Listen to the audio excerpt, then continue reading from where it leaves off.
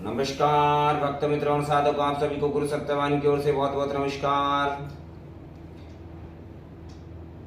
जिस प्रकार से सभी कहते हैं, आज से ही नहीं, ये प्राचीन काल से ही कहा जाता है कि चमत्कार को नमस्कार है, परंतु इस प्रकार के चमत्कार दिखाना हमारे शास्त्रों में निहित है, निषेध है।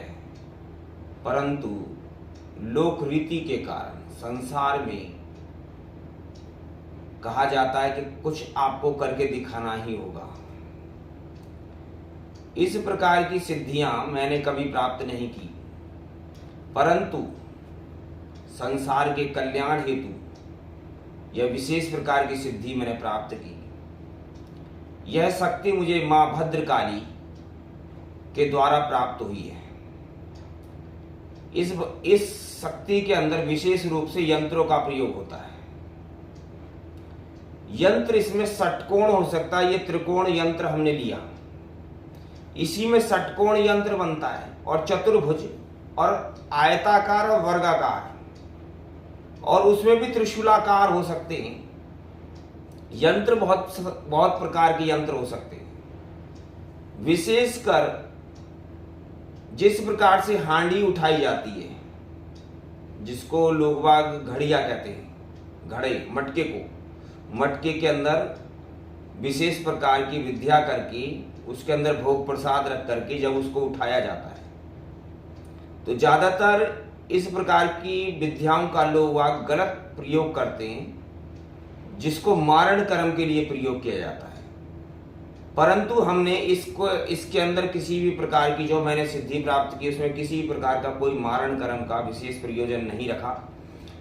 सिर्फ एक तंत्र इस प्रकार का प्राप्त किया जिसके द्वारा हम शीघ्र अतिशीघ्र, कोई भक्त जो है जिसके ऊपर सवारी नहीं आ रही, उसकी सवारी लाने के लिए, माता की सवारी लाने के लिए, किसी की चौकी बंद कर दी गई है, उसकी चौकी उठाने के लिए, दोबारा से पुनः खोलने के लिए किसी पर विशेष प्रकार का कोई तंत्र किया गया है, तो उस तंत्र का निवारण शीघ्र अतिशीघ्र हो, उसके कारण से इस प्रकार की मैंने सिद्धि प्राप्त की जगत कल्याण हेतु। अन्यथा इसका कोई मेरे लिए प्रयोजन नहीं है। हमारा मुख्य उद्देश्य, जो मैं अपने शिष्यों को भी कहता हूं, कि आप सभी को सिर्फ मोक्ष की गति के लिए शिव का भजन करना है और कुछ नहीं करना। परंतु जगत कल्याण के लिए कुछ इस प्रकार की सिद्धि शक्तियां प्राप्त करनी पड़ती हैं, जो सभी को करनी चाहिए। समय समय अनुसार, जैसा समय हो उसके अनुसार सिद्धियों में लगातार लगे रहना चाहिए, शक्तियों को प्राप्त करते रहना चाहिए, ताकि हम जगत कल्याण कर सकें। इस शक्ति को मात्र मैंने जगत कल्याण के लिए प्राप्त किया है, ताकि हम ज्यादा से ज्यादा जगत कल्याण कर सकें। शीघ्र अतिशीघ्र जो अस्वस्थ हैं उनको स्वास्थ्य प्रदान कर सकें। मैं करने वाला कोई नहीं, करेगी तो माता भद्रकाली।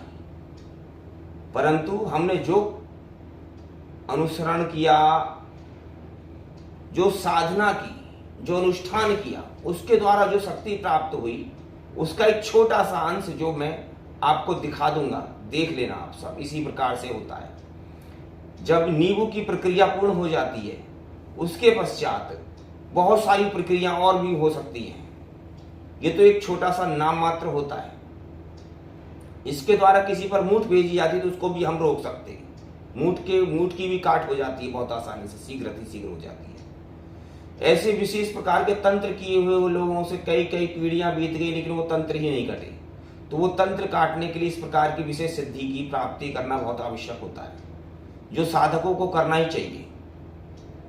इस प्रकार की सिद्धि कम से कम 51 या 41 पुरुष चरणों के पश्चात ही होती है, अन्यथा उससे पहले होती ही नहीं है। लोग लाख प्रयास करें, नहीं होती। इसलिए साधना में निरंतर लगे रहना चाहिए और अपने गुरु के मार्गदर्शन से उस विशेष प्रकार की सिद्धि को, शक्ति को प्राप्त करना चाहिए।